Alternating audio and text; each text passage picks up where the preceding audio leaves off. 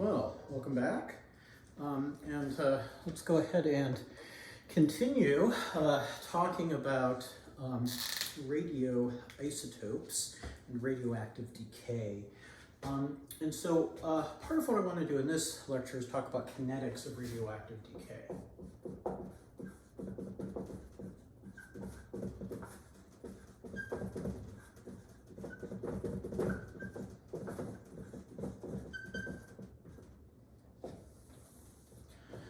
All right.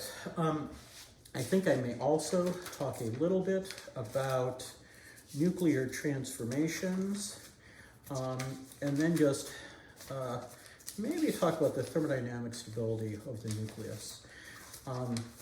My idea is to, give you more of a sort of a survey. We'll do an example of using radioisotopes to do radioisotope dating. I'll talk about how you would do that. And then I'll have one more video where I'll talk about actually nuclear fission and fusion, and then also the effects of radiation, namely the biological effects of radiation.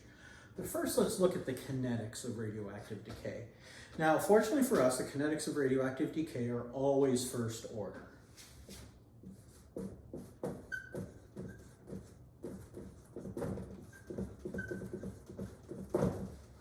Okay, I guess that's fortunate.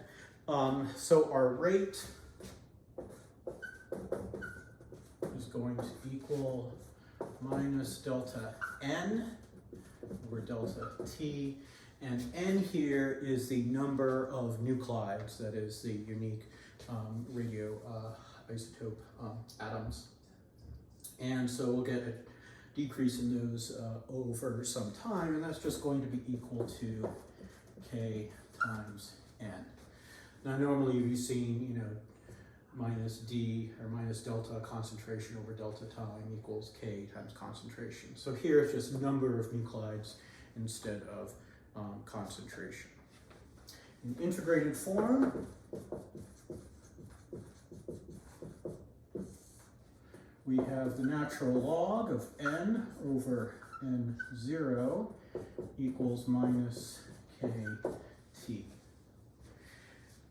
And usually we write it this way because it tends to be a little more useful in calculations. So we're not looking at, trying to make a plot to see if the natural log of concentration is versus time is linear. We know this is first order. But what this allows us to do is, if we know an initial amount of a radioisotope and know how much of it there is after a certain time, and we know what K is, we can calculate how much time has passed. And that's the essence of radioisotope dating. So we know that the half-life, T1/2, equals 0.693. That's the natural log of 2 over K. So these half-lives can vary quite a bit. Some are, seconds, fractions of a second even, and some are billions of years.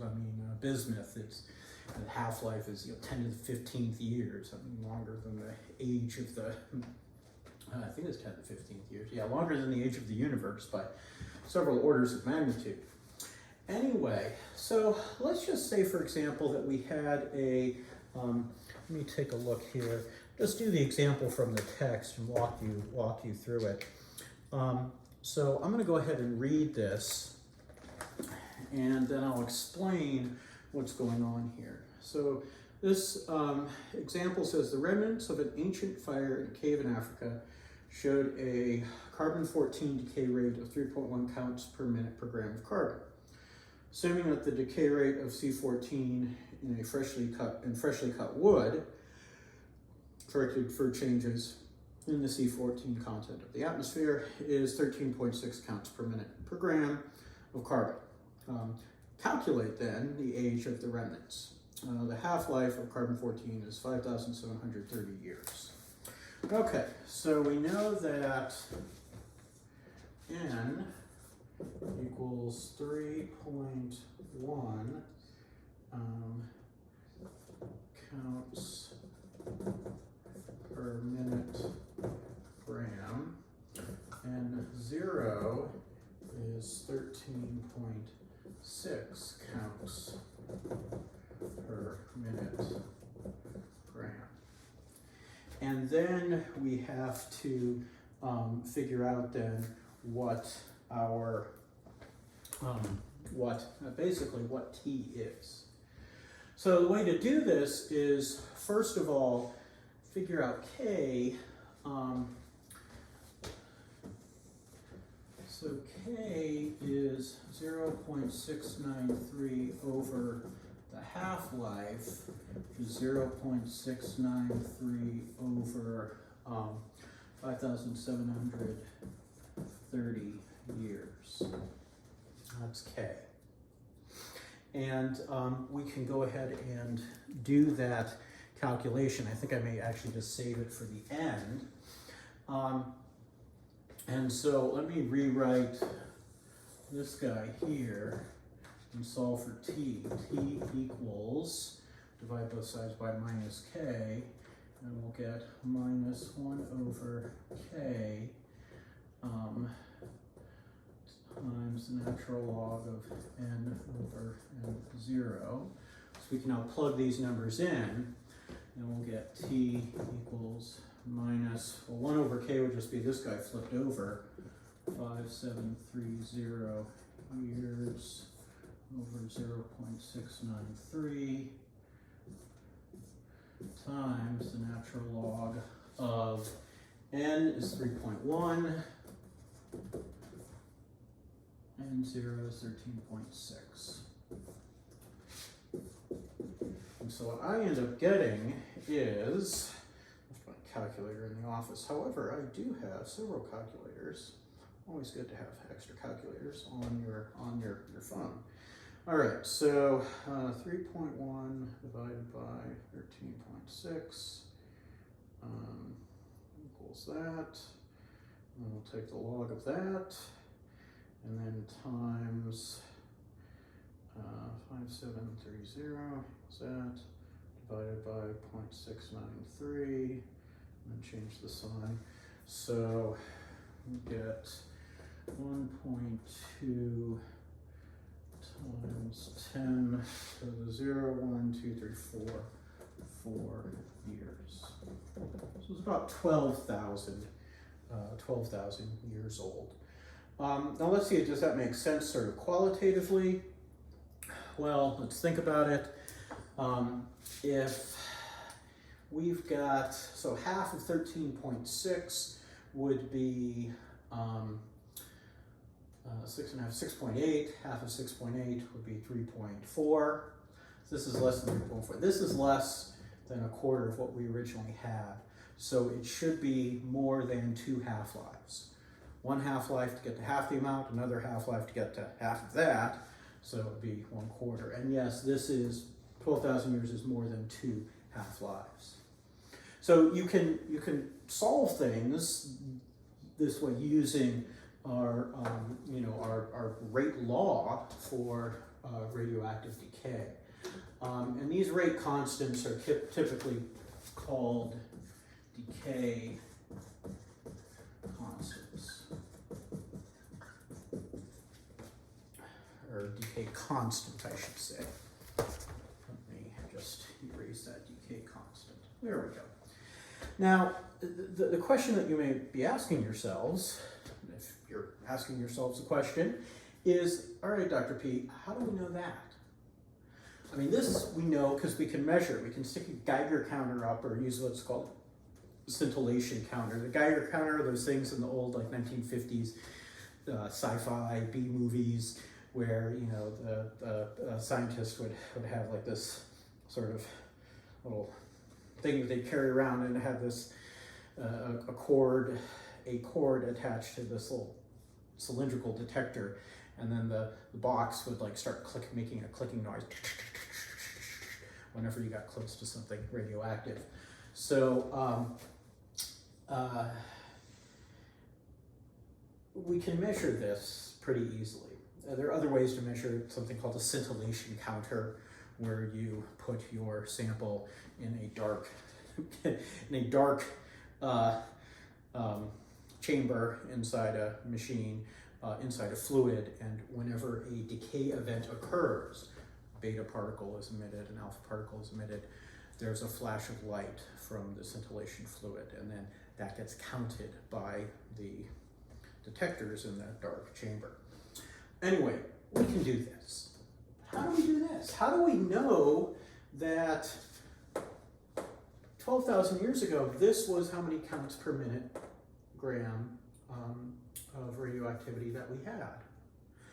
Well, you and I right now are breathing in oxygen, breathing out carbon dioxide. We breathe in a little bit of carbon dioxide too. And, there's about 1%, less than 1% carbon dioxide in the atmosphere.